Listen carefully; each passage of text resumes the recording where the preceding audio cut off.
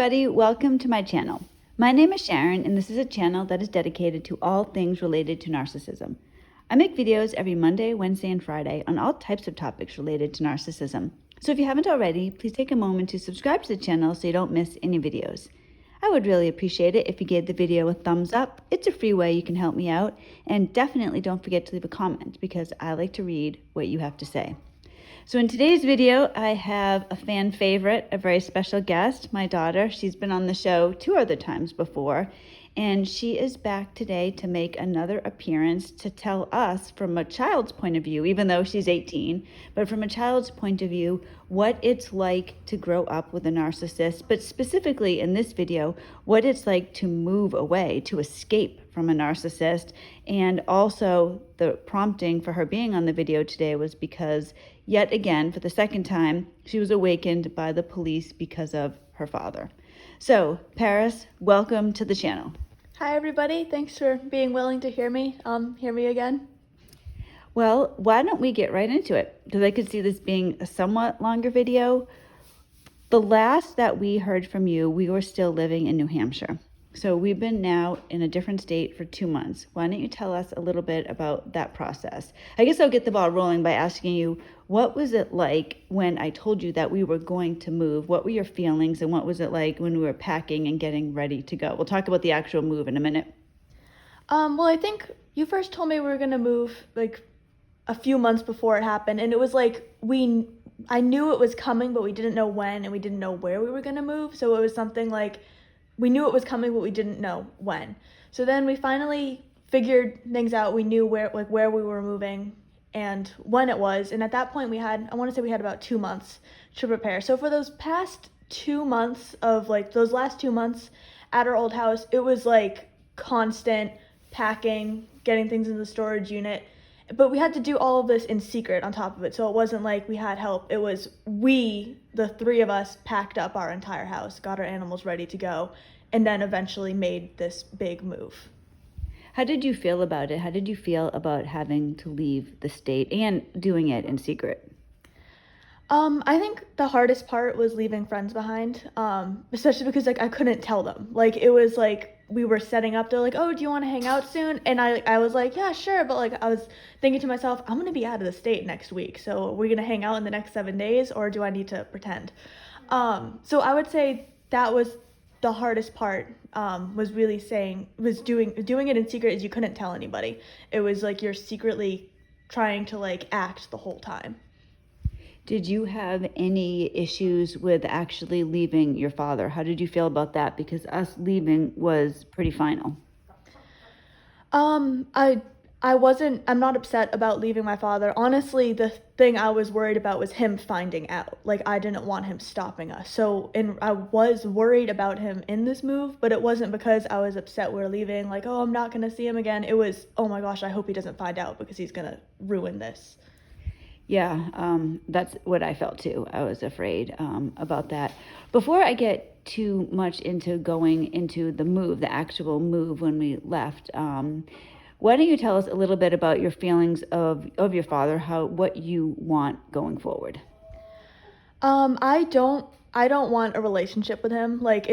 It's kind of straightforward. I don't want a relationship to him. I don't feel any ties to him, and he started spiraling downhill about 2.5 years ago at this point, and as that happened, I just got pushed farther and farther away, and I never had a close relationship with him to begin with. It's not like I had something and now I don't. So I don't want a relationship with him anymore. So I was very I don't see myself ever changing my mind on that. And a little bit later in the video, I'm going to ask you some questions related to his reaction to us leaving the state. But since we're still talking about actually leaving, why don't we fast forward a little bit to the day we left? Now, why don't we talk a little bit about meeting Joe and having him help us leave the house? So tell us a little bit about that, because you hadn't met Joe before that. You had contact with him through texting and things like that, but actually meeting him and then leaving with him. Tell us a little bit about that. Yeah, so I met Joe at 1 a.m. So I was pretty tired. So when it happened, it was kind of oh my gosh, he's he's really here. And he was like, he said hi to me and he hugged me. And so we meet, like he hugs me, like we talk for a little bit, but then right away it's straight to, okay, we got to get moving. But Joe was very like, he was like, okay, he's like, take your time. He's like, I know you just woke up. He's like, get everything ready for your room. Tell me what you want to take. Like, it was very, like, the move itself was stressful, but like he was very like understanding. Like, so we started going through with the move. Something that stuck out to me though is like the difference. I don't know what it's like to have a male figure in my life. So Joe never once got frustrated during the move. And that was like a big, like, I expected that to happen because that's my experience. Like my father, oh man, like moving with him would have, like we had moved with him at one point and it was very stressful. And what really stuck out to me with that is my first impression of Joe is he never once like raised his voice or got frustrated with anything going on. Even as it's 1 a.m, we're exhausted and we're pulling out an entire house in secret. Yeah, that's actually something I've mentioned to Joe before, and I think I've mentioned on the channel. I have this fear of angry men. Like, it's just like this thing, like I'm afraid. Like if I think a man is angry, and I think it's just from growing up and then with your father. Yeah, like if I can subtly see this change in somebody's face and it makes me afraid. So I know what you're talking about when you noticed with Joe that he wasn't like that. Now, what about the move itself? So I'll just tell you a little bit about Paris. She recently got her license. Like it was in April, I think. So it was almost a year ago at this point. But she drove a long distance through various types of weather. It was snowing, there was ice, it was foggy, it was raining. I mean, we I think got every single type of weather. So what? And the original plan. So Joe and I were in like a big truck, and Paris and her brother and a car full of snakes and other animals were behind us. And the plan was that she was going to drive part of the way, then we were going to switch. But she actually wanted to drive the entire way. So tell us a little bit about what that was like, you taking that massive drive, only having your license for several months. It was very, I was nervous for the drive. I would say that was what I was most nervous for. But like once it happened, I was just like, in my mind throughout the entire day, I was like, okay, I got to get my brother and 26 animals like to this new state. Like I got to do that. Like I got to keep driving. I got to keep doing it. This was my first time driving out of state. It was my first time on the highway at night. Like it was, I'm a pro driver at this point, because I was a very nervous driver for a long time. But like going up to this, I had been driving more and more, so I was like, I knew I could do it. And like my mom said, like we originally were going to switch halfway. But I came to the point, like I was like, I want to do it. Like I want to do it myself. And my brother did tell me too. He was like, I would rather drive with you the whole way. So that was part of it too. Like the two of us wanted to move together. I think one key moment though is like I keep saying like, oh, like I got to get my brother there safely. When we were driving through the snow at one point, we were going on this ramp and I lost control of the car for like, it was only like 5 seconds, but it was like 5 seconds of like, oh my gosh, oh my gosh, oh my gosh. And right after that happened, my brother was like, are you okay? Like he didn't ask like, are we okay? Is the car okay? Is something wrong? Am I gonna be okay? It was like, are you okay? And that like, that whole drive, like that really meant a lot to me. Like when he said that, like, he's like, is my sister okay? He's not thinking of himself. He's thinking of me. You and your brother have a particularly good relationship, and I'm really proud of that, and it's wonderful. So yeah, you guys experienced that together. I mean, we were in communication through text the entire time, but there were several times where Paris would text me and say, please have Joe slow down, have him slow down. I had to remind Joe, like, look, this Paris just got her license, we need to go slower. But the drive took over 12 hours, so you drove straight through over 12 hours, so that was pretty fantastic. So now that we're here, why don't you tell us a little bit about what it's been like, your experience? Because what I'm trying to do with this video is help other parents understand maybe how their kids are feeling. Because you're vocal, you're good about communicating your thoughts and feelings. So tell us, we've been here for 2 months now. You are starting over, you have a job, all types of things. So why don't you tell us a little bit about what it's been like for you? I would say something that's like it's any move is gonna be like you're in a new environment, you're in a new place. But for us, it's different because like we didn't just move, we escaped. So we're really completely starting over. And on top of that, we're moving in with Joe and his family. So it's like we're combining, we're moving to a new state. There's a lot going on. But I mean, it was smooth. Like we came in and it wasn't like this like awkward like, oh, like now what? We went right back into the path. Something that stuck out that's been like the biggest difference for me is I think I mentioned this on the community page once, and I mentioned in the previous video, is I really struggle with PTSD. I've struggled with PTSD, particularly seeing any cars that's like my father. And I would say the biggest thing with moving is I don't get panicked as much anymore. Like I don't, like if I see a car that looks like his, I'm not immediately thinking, oh my gosh, what if that's him? So that has been probably the biggest difference for me, like even more than like this big move, is it's like I'm not scared anymore every day. Now, part of the reason that I had us move in the first place, well, the big reasons were your father was going to have us backed into a corner. He was I felt like almost like we were a trapped animal. Like the house was our cage, and he was maneuvering to trap us. He had no idea that I had resources outside of him that could help get us to a safer place. I did not want you and your brother to grow up like this anymore. I felt like we were just kind of stumbling along, afraid all the time. I mean, I used to sleep with a gun next to my side of the bed because I was afraid. I never knew what he was going to do. Do you think that leaving the state or leaving how we did was the right thing or worth it? Or what's your feeling on that for other people who might be considering doing that?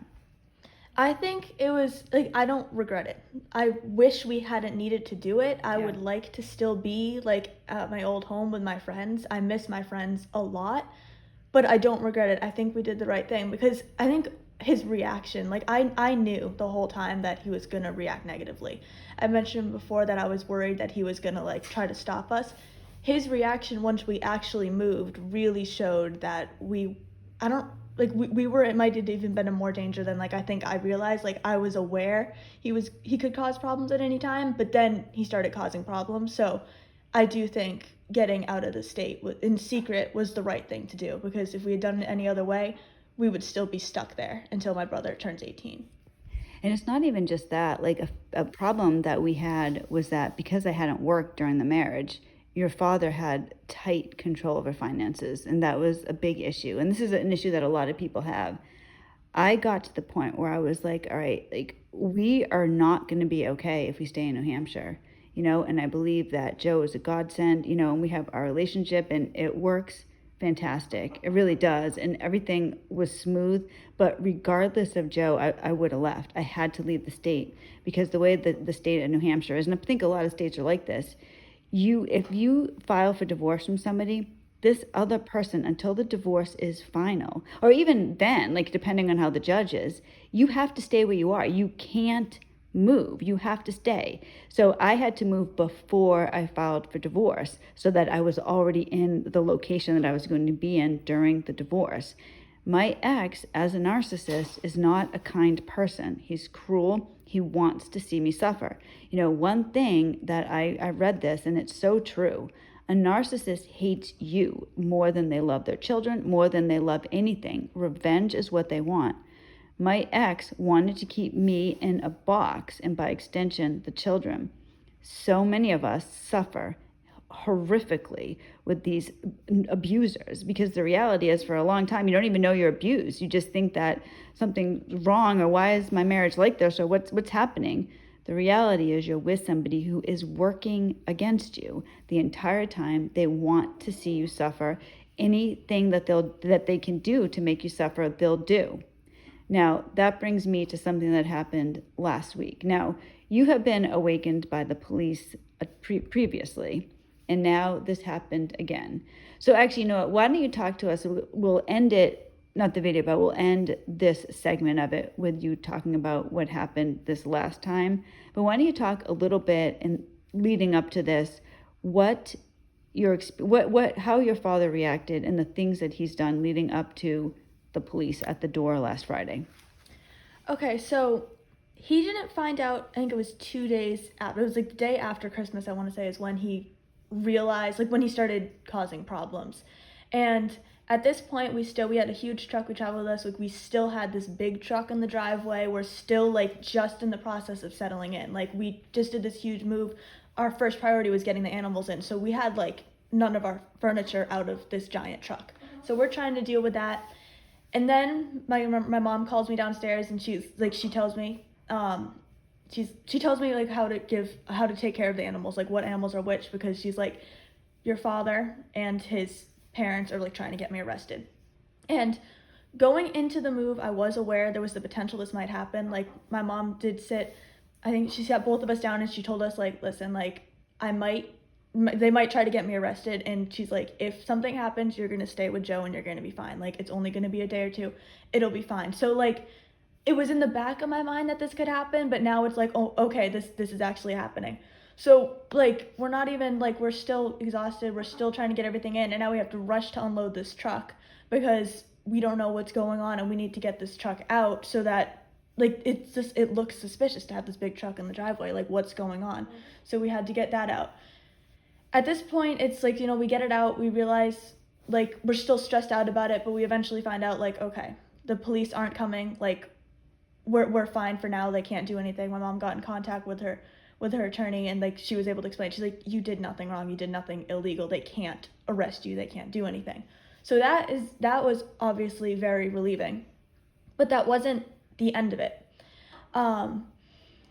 During this, my father, we got new phones during the move so that our father couldn't continue to text us and contact us.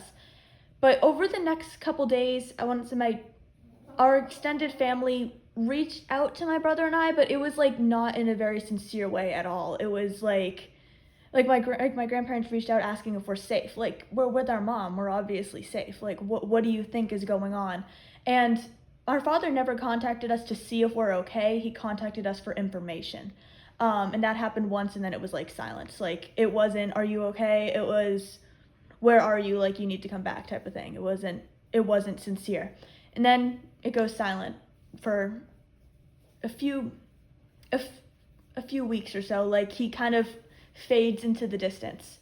And then he comes back and causing another problem. This happened a couple weeks ago. He was suddenly concerned about us. Now, he hadn't contacted my brother or I at all for several weeks. The last time he contacted us, it was, I think on Instagram. He found our Instagram accounts and started DMing us. And again, it was not sincere. It was, call me.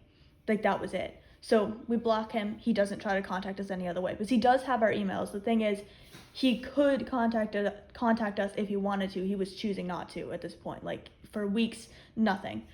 So then we find out he's suddenly worried, and he wants to make sure that, like, my brother and I are still in school, that we're safe, where are we, all of these, like, he thinks like we're being held against our will. So my brother and I have to sit down and film a video and explain, like, where we are. Yes, we're in school, we want to be here, we're not being held against our will. And it was just like, we were forced to do this by our father, and it was not fun. It was like, okay, we have to film this video now and tell him the truth, tell him the obvious truth. Because the thing is, throughout all of this, we know that he's aware of where we are. Our mother told him. He doesn't know the exact address at this point, but he knows where we are, he knows we're safe. Like, there's nothing, he shouldn't be concerned. I just want to interrupt for a second. This is a pretty typical tactic of a narcissist. My ex, he hasn't seen his kids for 2 years. This is by his choice. Now, granted, the kids don't want to see him either, but that is really a reaction to the way that he's acted. So over 2 years, I've lived with the kids in New Hampshire without him, and never once has he asked about the kids. So all this time, it's only because I left. Now he's suddenly, although this is actually the thing about my ex, is he's really a man-child. Just a little background on him. He's a covert narcissist. His father is an overt narcissist, and his mother is typically codependent. He has never really left his parents. He is dependent on them in so many ways. All of this is driven by them. He's the one, my ex is the one that has to actually call the police. But I know my ex-in-laws are pushing him to do this. They're telling him, she has no right to do this. How dare she? That's where this is all coming from. He knows that the kids are safe. I contacted my lawyer. She told me to send a video. So the kids sent a video. Today is, February 8th, blah, blah, blah. He knew this. He's pretending he doesn't know where we are. It's all lies. So, Paris, I'm going to go a little bit into that in a minute, but let me just back up and ask you, what are your feelings towards your grandparents, who are the ones that are really instigating all of this? So I'm gonna go like with my father's parents. I'm very like I don't want a relationship with them either. Actually, they have not made any attempt to contact my brother and I like at all. My father has done his fake attempts. My mom's parents have like it wasn't super sincere, but they were a little bit more like they're a little bit different. They're still I know they're narcissists too, but they're different than my father's parents. They haven't contacted us at all. So that's something too. They're saying they're concerned about us. They're trying to save us from our mother. They've made zero attempt to contact us. So that is very like you shouldn't if you're so worried, you should be trying to contact us. Like I said, they have our email. They don't have my phone number, but they have my email. They have the ability to check in on me if they want to. So with them, I was never close to them. And the thing is too, like it's come down to the point, even if I wanted a relationship with them, they don't try to reach out to me. They don't try to contact me. There's nothing there. And I don't want a relationship with them anyway. It's a little different with my mom's parents. In my mind, that's something I could see myself potentially with them. They're the only ones I could see myself potentially trying to salvage something. I'm not ready for that yet. I know that they were aware that you could be arrested and that they gave you their number. And I can't forgive them for that because like during this like they don't know about Joe. They don't know who he is. They don't know where we are. They're perfectly fine with their daughter getting arrested when she did nothing illegal. And then what happens to my brother and I? Like what are we doing in this? Like where are we? Why shouldn't they be thinking the consequences of this? Like what about the kids? But with them like I guess I had more of a relationship with them than the others is what the thing is. I haven't seen my grandparents, my father's side of the family for years. I've seen my mother's side a couple times, so it's a little bit different. I have more of a relationship with them, but I don't see myself ever being close. Now, let me ask you a question. Narcissism essentially has ripped our family apart, and what we're trying to do is rebuild. Now, it is not my dream scenario to have to rebuild when you're 18 years old or I'm in my 40s. Like that's not my dream, but I'm an optimist and this is the life that we have. So we can either just lay down and die or we can make something of it. Let me just ask you because, our family has not been supportive during this whole situation. Why don't you tell us a little bit about what it's been like to have a family surrounded by narcissists, having to grow up. You actually said something funny to me yesterday, and we'll talk about that as we get into the video. But let's talk about what it's been like for you to have this happen to your family compared to other people that you know, and also your attitude towards it. And also, I'd like you to mention or talk about me in relation to this. Do you feel that, and Paris and I have a very open relationship, so I know she's going to answer me honestly. Do you feel that I have put up a wall between you and other people in the family? Okay, so going into like the thing is this is the family I know. I don't really have a family. Like if you were to ask me, like we're back in New Hampshire, we haven't moved yet. Who's your family? My mom and brother. That's what I would say because I don't really have a relationship with anybody. So it's kind of hard to say how I feel about my family when this is what I know. I'm aware that it's not normal. I'm aware that it's weird. I saw my mom's parents once last year.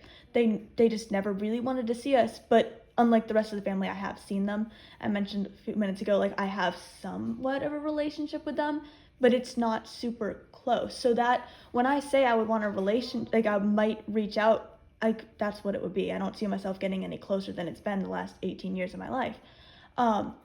That's just what I know. So it's kind of hard to say, like, how do you feel about your family? Like, I don't really have a family, extended family, which, like, but again, like, I don't really have anything to miss. I don't know what it's like to have a close extended family. So it's kind of hard to answer that because I don't know. Like, I don't have it, so I don't know how to react to it.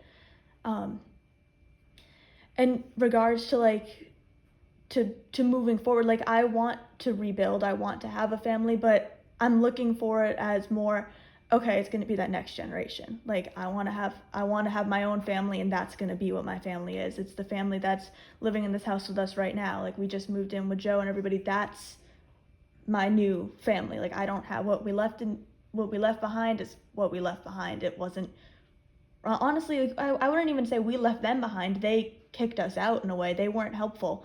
They have not helped us. My friends have been more understanding than that. I have a friend actually who sent me something for Christmas, and she put it in the mailbox, unaware that we had moved that day. And my father he stole my present pretty much. And I eventually, I had to tell her, like, she was like, oh, I can pick it up. And I was like, I didn't want her getting involved in this, but I couldn't tell her why. So eventually, a few weeks later, I told her, and she was like, oh, it's fine, I'll send you something else. Like, that's what, like, my friends are more understanding. I told her, I was like, my father's not really going to give it back to me. He's not a good person. So she was immediately like, oh yeah, I'll do that. I'll send you something new. Like, she didn't need to do that. She could have just said, oh, okay, I'm sorry. Like, my friends are more understanding than my family. My friends are my family. As for if my mom has put a wall up, no, she hasn't. Like, it's my decision. I don't want it anyway. Like, I don't want a close relationship with them because they've done nothing but stab us in the back. It's been very difficult, and just as a mother, I try not to put my own issues on you or your brother, because I want you to grow up fulfilled and not burdened by anything that's happened. And a lot, like everything that we've done, I've mentioned before, I would do anything for my family, anything. And I love our new family, and, things are going smoothly now, thank God. But, a lot of times the family that we left behind will claim that, they love us or they want to have this great relationship. But when it comes down to it, they know a lot of what we've gone through the last couple of years, and they believe, this has been very difficult for me to accept. They believe that your father should be living with us in the basement of the house. I mean, talk about messing up your family. What I try to do is I want a real family. I want you and your brother to have a family to come home to. I want you to have love. I don't want you to be afraid to come home. And that was what we were dealing with. So there are some realities, and just because, there's a body there, it doesn't mean that it's somebody that we can be with. I want you and your brother, Joe, his kids, I want to have a real family, and that's what we're trying to do. Let me ask you a question. We've been here for 2 months now. I just finally got my lawyer together to get the divorce papers going for your father. Like I mentioned earlier in the video, I couldn't file for divorce until I was here, and I was having trouble with my attorney, but that's taken care of now. I want to ask you 2 questions. 1, what do you feel about the divorce? And 2, what do you think about, I can't remember what I was just going to say. Oh, yeah. What do you think about what happened last Friday with the police coming to the door? So I'll answer about the divorce first. I'm happy it's happening. I do have some frustration that it's only happening now. It's March. We wanted this to happen in January. So I'm simultaneously happy it's finally happening, but I'm also very frustrated with how slow it's been. Yeah. Because I want to get detached. I want to move on, and I really can't move on until this is over. Because like I said, my father is aware. My brother and I don't want a relationship with him. We want this to be over, but he keeps dragging things back. He keeps attempting again, which actually brings us to last Friday. We have made it abundantly clear we don't want a relationship with him. My brother and I made a video explaining to him, we each had to sit down and do this, explaining that we don't want a relationship with him. And last Friday, he comes like to give what was a welfare check. So I'm asleep, and my mom comes in my room, and I knew immediately, again, something's wrong. And she explained, she's like the police are at the door. She's like, they need to see you and your brother. And like as soon as the words police left her mouth, like I knew my father did something. I was like my thoughts like quite literally were, again, like, are you serious? Like, I wasn't scared, I was mad. I was, let this go. Like, he needs to just let it go. It needs to be over. So we have to go downstairs, and there's two police officers at the door. Like my brother has not woken up to the police before too, which I have to say is something that I was really upset about because I have, and that is what triggered my PTSD. Like when I was his age, I woke up to it and I really have struggled for years since then. So my brother has witnessed the police at the house, but he has not woken up to it. So that is something that rubbed me the wrong way, that like right away, like my father just like woke my little brother up to that. Like that's unacceptable and unforgivable. And the police officers too, it wasn't even like they interviewed us. Like honestly, they just were like, they saw us, like I'm half awake, I'm wearing my pajamas, I'm very disheveled, like I just rolled out of bed, I don't have any makeup on, I don't have anything on, and I'm just standing in the doorway shivering because it's cold outside. And my brother comes down, it's the same thing, and they're like, oh, okay, thanks, you can go back to bed now, we're leaving. Like, it wasn't even, like, what was the point of that? Like, my father just dragged us through that for nothing. Well, I can tell you, the point of that, the reason he did that was twofold. He was trying to intimidate me, and he wanted to let me know, I know where you are. I know where you live. Now, the thing that your father doesn't realize is I don't see him coming to this house, but if he comes to this house and Joe enters the door, give me your thoughts on that? Honestly, I don't want that to happen, but to be honest, I wouldn't want to be hiding upstairs. Like, I want to watch this end type of thing, which sounds bad, but yeah, no, if he comes, and I would preferably want Joe to answer the door.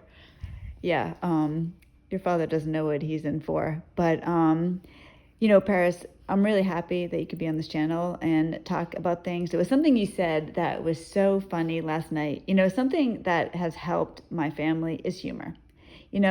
I'm small and my ex is this big guy. I can't even tell you how many times we laughed talking about, because my ex was trying to tell the police, or he did tell the police, that I lifted him with one hand and smashed his head into the wall. So it's kind of like this joke, that I can smash people's heads into walls. And humor has been so great. So I was talking to Paris last night and I said, Paris, how was it for you with the police when they came over? Like, tell me what went through your mind. And do you want to tell me what you said? Well, I told you, I was like, it was like routine in a way. And I was like, narc kids, like, you have like in your parents and narcissists, like narc kids are built different. Like we, as horrible as it sounds, we know how to handle the police. Like we know how to put like that face on, like, yeah, we're not upset about this. We know how to like act like we're fine in front of our friends. We're just built different. Like we know how to act. I mean, it's sad but funny at the same time. Do you find that humor is a good thing to have when you're dealing with a situation like this? I would say definitely. Like, because you either have to like smile and laugh, or you're going to be depressed and you're going to be dragged down. And I went through a period where I wasn't laughing, and that was very hard. Now, like that I can laugh about it, I'm much happier. Like I feel freer. Like I can feel myself starting to heal. Like, okay, that's in the past. Like what was this welfare check gonna do, dude? Like what advantage are you gonna get? Like they're not gonna do anything. They didn't do anything. Like thanks. Like anyway, it actually worked out well, because he and your grandparents have been trying to get me arrested for 2 months. And obviously, if they were going to arrest me, they would have when I had the cops standing right there. So it was actually, he did me a favor. He probably thinks I'm here freaking out or afraid, but it's actually the exact opposite. Now, Paris, before we end, you have some very exciting news. So would you like to tell us your plans for the future? What is going to happen with you very soon? So I am a creative writer. I absolutely love writing. My dream is to be published, and I am planning on publishing my debut novel. It's the first book in a trilogy, a fantasy trilogy I'm writing. I'm in the process of it. I have a release date in mind. I have not confirmed it yet, just because I need to get a little bit further, but a little hint that nobody else knows is it's in roughly 6 months' time. I will be a published author, so I want to like get forward with my dreams. Like we moved on, like I told myself when we moved, I was like, okay, 2022, it's gonna be my year. Like we're kicking off the year with moving, and I'm just gonna keep throwing punches until we get there. So I have my manuscript pretty much ready. I'm on the final editing stages. I need to format it, get my cover done, and then I'm gonna be a published author. I am so excited and so proud of you. So this is not the last time you'll hear from Paris. I will definitely be talking about her novel because I just can't as her mother. So if anyone wants to read the book, any interest in it, let me know and I can get you that information when it comes out, which will be roughly, hopefully, towards the end of the summer. Is that right? Yes, yeah, I have a specific date in mind that we're working towards, and it's the end of August, is what I can say for now. All right, so there you have it. So Paris, thank you very much for coming onto the channel. Can we expect to see you here popping in now and again? Yeah, you definitely can. I do actually check out the page off and on, so you might see a little thumbs up from me. But yeah, I would definitely be willing to come back again. All right, well, there you have it. So thank you so much. I guess we need to get going on with our day, and I will see you guys on Monday with Joe. I hope you have a fantastic weekend. God bless.